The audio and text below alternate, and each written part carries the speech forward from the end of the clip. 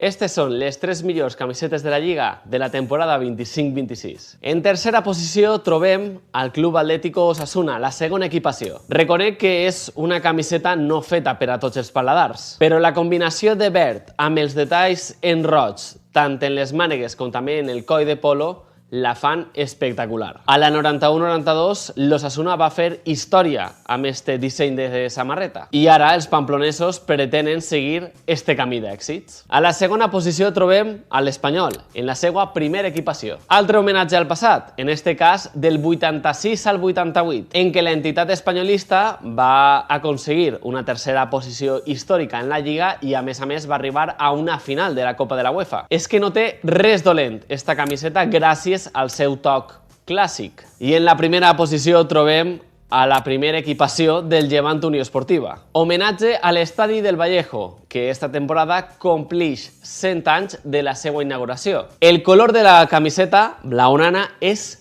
preciós. L'estampat de línies fent un lleuger zigue-zaga. Coll de polo i a més aquells detalls daurats que li donen aquest toc com d'excel·lència. I la menció d'honor, per mi, també va al Llevant Unió Esportiva, en este cas, a la segona equipació, que és un homenatge al mar. I per a tu, quines són les 3 samarretes millors d'esta Lliga 25-26? Vos llegisc.